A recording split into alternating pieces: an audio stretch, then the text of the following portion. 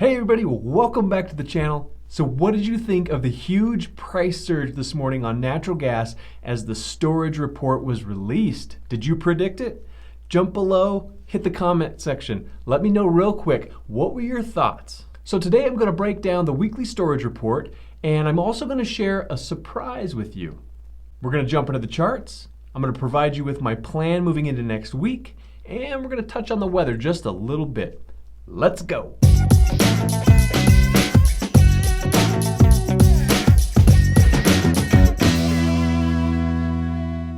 So first I want to dive into the weather just so you have an idea of what we're looking at moving into the next 1 to 2 weeks. Looking at November 7th through the 13th, a strong cold shot's going to push into Texas and then sort of sweep across to the east central US with lots of rain and snow tonight moving into Friday. We should then see a brief break in the weather late this weekend, which will then be followed by a big Arctic blast that will arrive next week.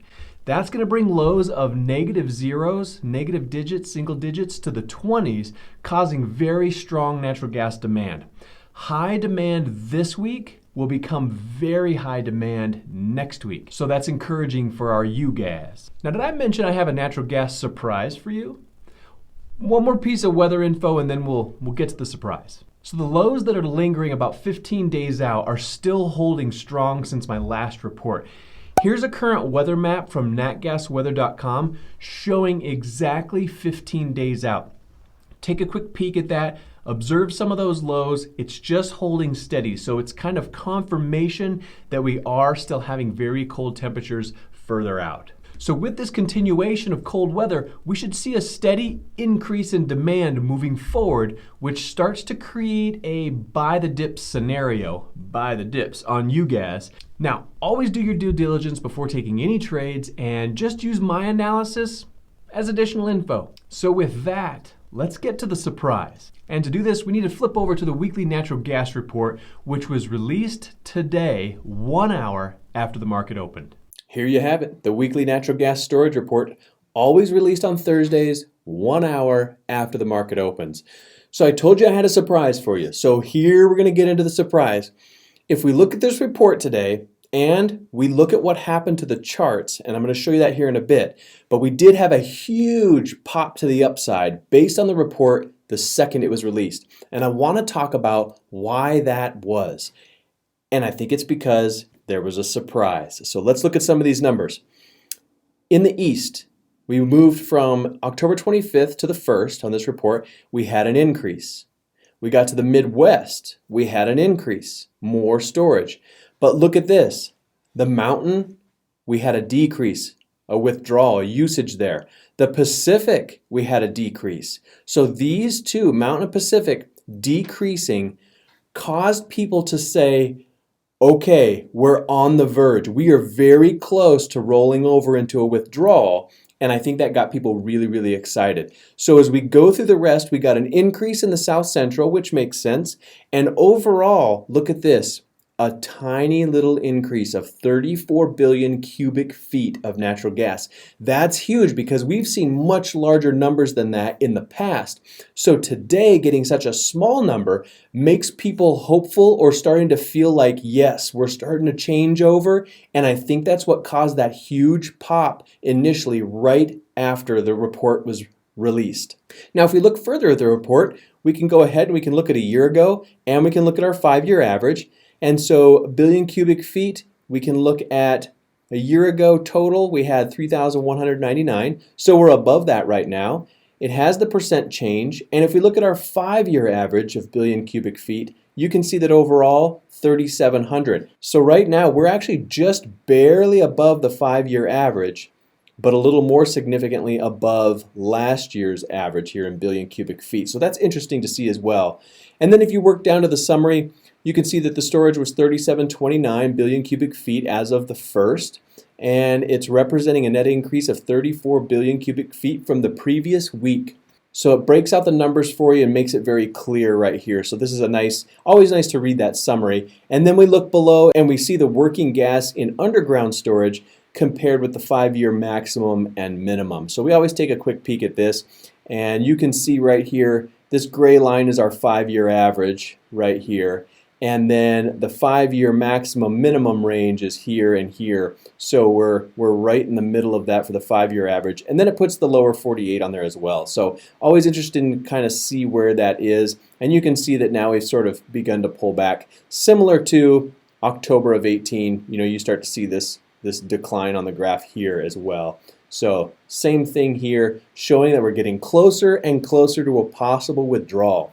So this is the weekly natural gas storage report. I'm going to link this in the description below so that you guys have quick access to it. So click that link, take a look at it, leave a comment below, let me know what you think of the numbers that came out this week, and let's move into talking some more about the charts. So are you feeling as bullish as I am moving forward into next week after looking at that?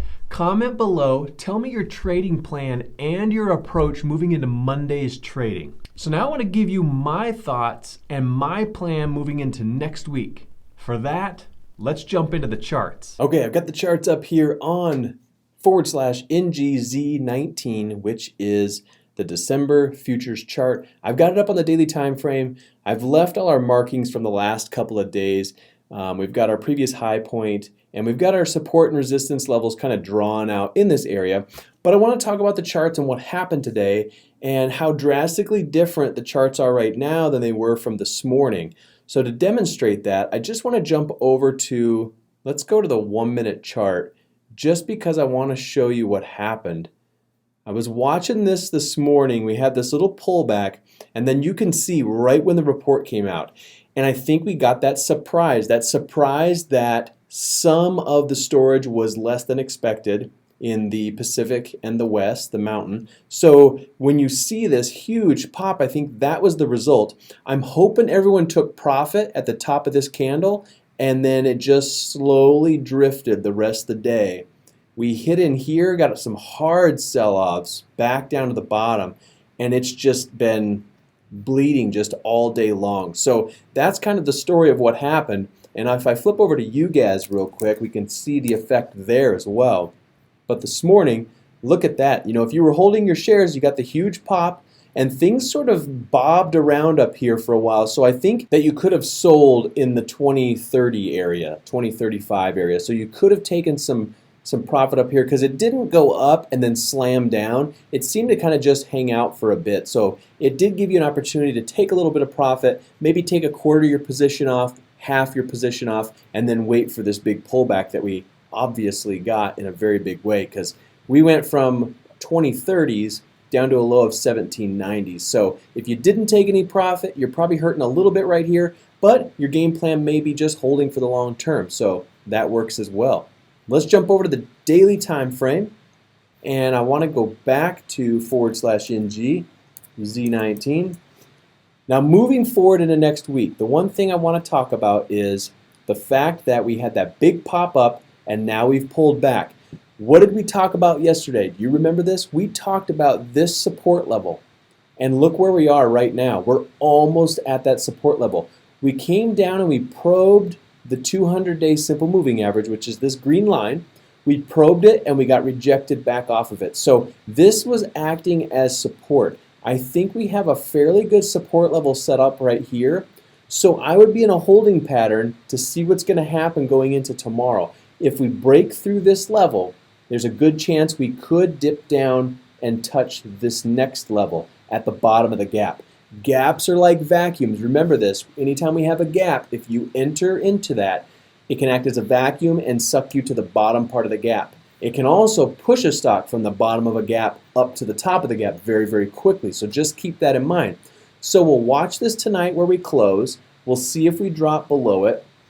If this holds as support going into tomorrow, it might be smart to nibble a few shares and wait for it to work its way back up. Now, as that second cold front comes in and we get hit with that Arctic blast, that might be enough to finally get us above this level right here, which is at 2.9-ish in the area. And if we get up over that area, it looks like it might be clear sailing finally up to $3, which I've had a lot of people asking me about the $3 mark.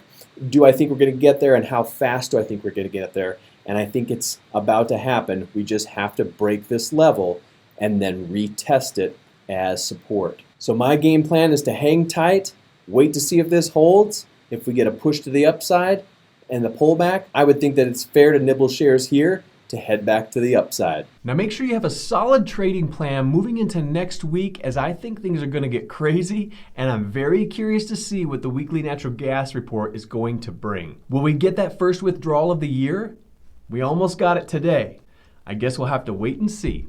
Hit the comment section. Let me know if you think we're going to get our first withdrawal report next week. If you're new to the channel, hit that subscribe button. Try us out for a week. Also, leave me a message. I would love to hear from you. Cheers, and we'll see you tomorrow.